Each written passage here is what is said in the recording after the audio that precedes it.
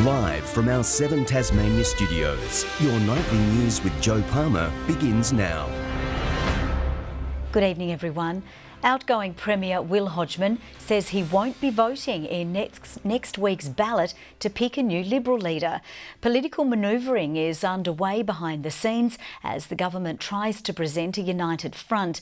Labor is calling the situation chaos. Cruising through his final days as Premier, a relaxed Will Hodgman says he won't be playing kingmaker at Monday's leadership showdown. Because I think it would be inappropriate for somebody who's not going to be a member of the new team moving forward to make decisions about who the next leader will be. Rivals Peter Gutwein and Michael Ferguson have the weekend to convince colleagues to support their bid for the top job. Colleagues who are keeping tight-lipped. Have you made up your mind yet? It's a position that we will decide on Monday in the party room. Has it been a difficult choice to make? It's a decision we'll make on Monday in the PLP meeting. We have two very capable candidates and I will make a decision on what's best for the people of Tasmania. All 14 remaining members of government are expected to vote, including Sarah Courtney and Jackie Petrusma, both overseas. As he walks away from politics, Will Hodgman leaves behind a challenge for his party to stay unified. Well, it's obvious that there's a complete division within the Liberal Party. The fact that they're going to a ballot means that they are hopelessly divided. They can't decide who they want to lead them. For the Premier, who oversaw Tasmania's thriving tourism industry, it was only fitting to today welcome a new operator to Wineglass Bay. And job offers are already coming in. I don't know, it'd make a pretty good deckhand, I reckon. Sean McComish, 7 Tasmania News. And as speculation grows over who will be the state's next leader, one thing is clear. Tasmania could see its first Northern Premier in more than 2 decades.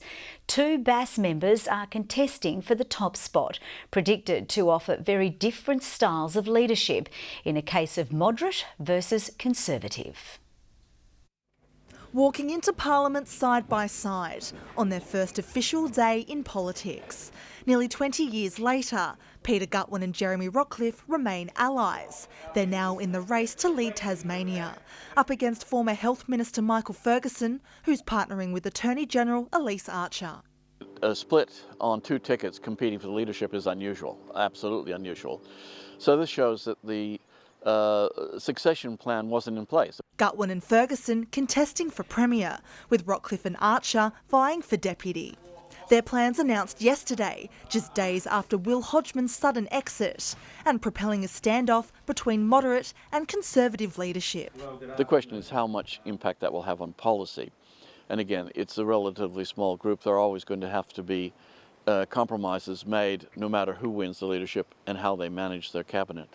Either result leaving Tasmania set for a Northern Premier, the first since Tony Rundle's departure in 1998, already raising some concerns.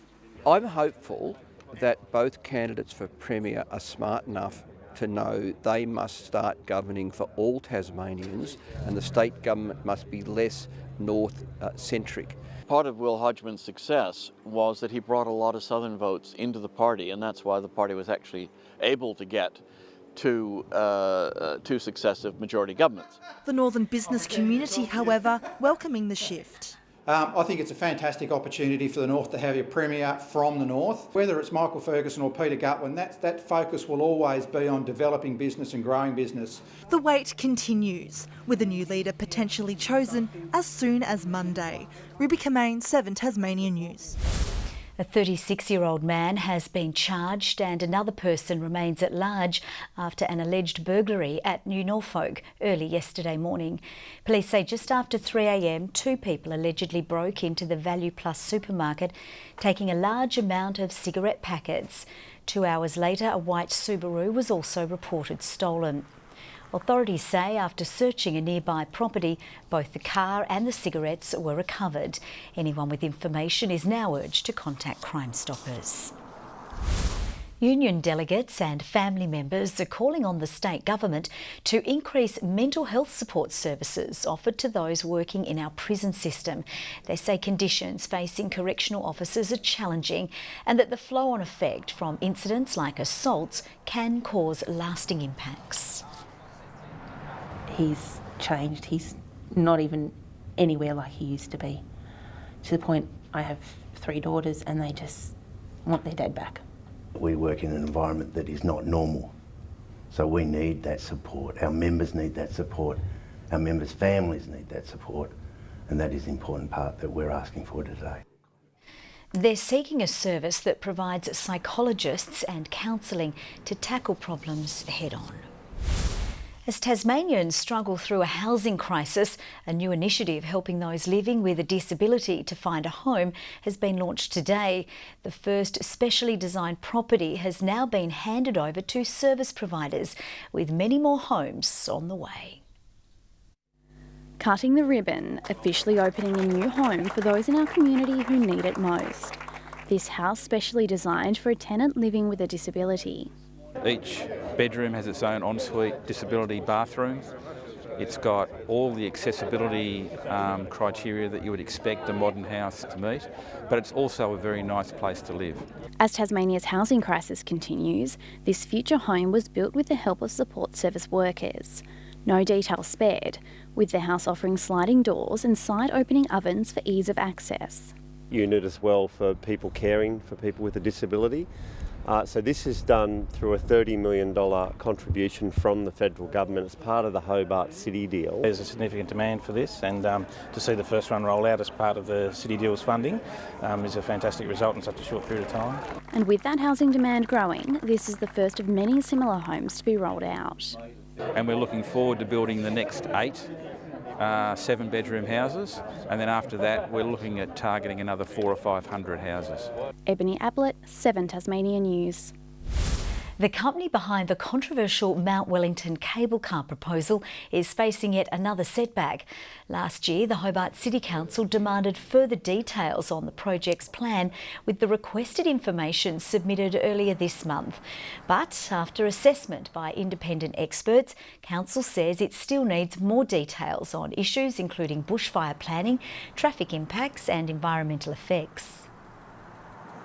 A lot of that information has been satisfied, but what we are saying is there's still quite a few areas where we require more information, or there is insufficient information at this point in time. The cable car company has until July 2021 to update Council. And the Hobart City Council has moved one step closer to developing an ember attack strategy. The proposal passed through the Council's Parks and Recreation Committee last night. It called for modelling to be conducted to examine the impact on an ember attack would have on the city during a bushfire emergency. The plan is expected to be debated at the next full Council meeting on January 28. As many Tasmanian farmers grapple with ongoing drought and devastating fires, rural stakeholders have gathered today to plan for future conditions. The meeting also highlighting our community spirit, with the Country Women's Association digging deep to help farmers access vital financial support. It's been a tough 12 months for Tasmanian farmers. Below average rainfall and increased threat of bushfires have the agriculture industry on edge. The summer's nowhere near over, so unless we get significant rain for our autumn break, it's going to be a hard winter. Tasmania is a state of 2 halves at the moment, and the east coast, southeast and the south are doing it tough in terms of drought. They're in drought conditions. Rural stakeholders gathering today, discussing the heartbreaking stories emerging of the increasing issues facing farmers. The lack of water, we are hearing of people that are running out of water reserves, even for drinking water. The meeting also showcasing the state's generosity. The CWA donating $25,000 to the Rural Relief Fund, a grant program helping financially stressed farmers. Anything that they may find of assistance, and then they can work with our rural financial counselling staff to look at other options. The Minister also confirming 9,000 hectares of forest has been lost to fire this year. However, the industry has been largely spared so far. There's been no impact on livestock In terms of the apiary industry, no impact to date, but we're monitoring it carefully, and likewise the wine industry. John Hunt, 7 Tasmania News. A monofoma fanatic suddenly has a whole lot of friends after winning an unforgettable prize. Tim Strange handed out 150 tickets for a first-class trip to Tasmania, complete with drag queens and aliens. Greetings, Earthlings, they announced as the wacky world of monofoma welcomed itself to Launceston. For competition winner Tim Strange, it's all a bit strange. Singing over the intercom, we had dancers. The Wollongong native invited 150 family and friends for the zany zip down to Tassie. Some of those coming along for the ride he'd never even met. Sadly for Tim, there's no time for sleep this weekend. The monofoma party's just begun. Your eardrums getting blown by the loudness of it all. Oh, it's actually not a bib. I stole it off the plane and I just put it around my neck. A lot of planning goes into it, but we reserve some spontaneity as well, otherwise it wouldn't be mofo. Speaking of spontaneity, the pilot ruffled the crew captain's feathers, asking her out on a date. I've got a date for tonight, so that's very exciting for me. Thank you. Where's he taking it? I don't know yet. I've got to send him a text message. But my date for monofoma, or date should I say, are the Huxleys from another planet. They don't say a whole lot, but they sure know how to party. So do the Lonnie Longneck boys. I'm trying not to fizz it up. The special edition beers spell Lonnie just the way you like it. Available at bottle shops from today, with an ironclad endorsement from the great Ricky Ponting, even if he doesn't know it. Moobrew have had quirky beers before. They've always had quirky labels. It's one of those beers that it's a collector's item. Happy monofomering! Woo! Cheers, everyone! One glass of champagne straight to the head. A head-spinning festival indeed. Tom Johnson, 7 Tasmania News. China's Zhang Shui is the first player into the Hobart International Final after defeating Russia's Veronika Kudermetova in straight sets this afternoon. Last night, Elise Merton's perfect streak of 14 wins at the Hobart International came to an end. The two-time champion lost in Hobart for the first time when she was downed by Great Britain's Heather Watson 6-7, 6-4, 7-5. While Aussie Lizette Cabrera was also eliminated by Kazakhstan's Elena Rybakina in 3 sets. And the Hobart Hurricanes match against the Sydney Sixers was washed out last night in the 6th over of play. Their next match is in Launceston against the Adelaide Strikers on Sunday afternoon. Launceston's Nicole Frayne has slipped to 7 minutes behind the overall leader in the Women's Tour Down Under in South Australia. A breakaway group cleared the peloton during stage 2. Amanda Spratt won the stage and has claimed the leader's jersey.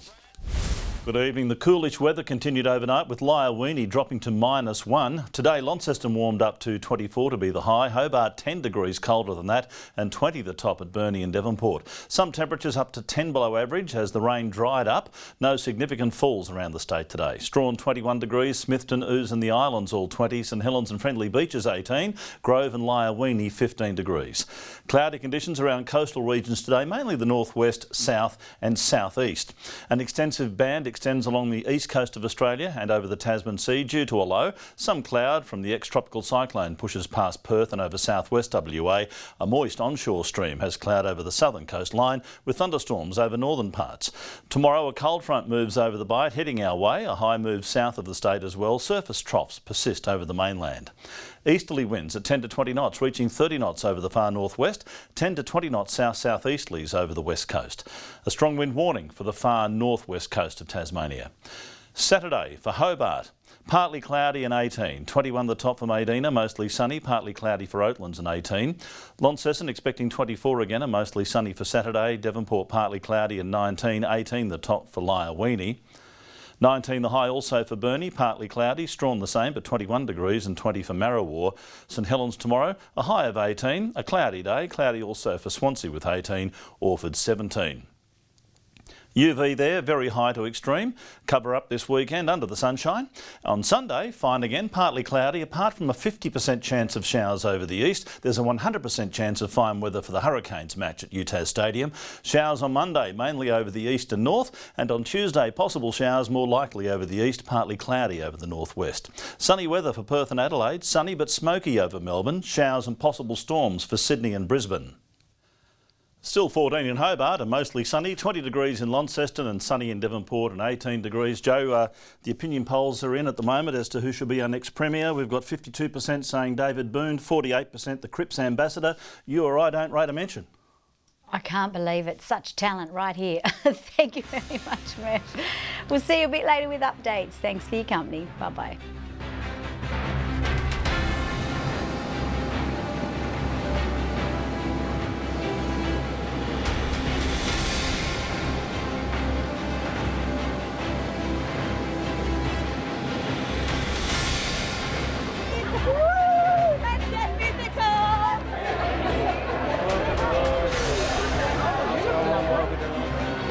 Jump on the Lonnie Long neck train. Try not to fizz it up.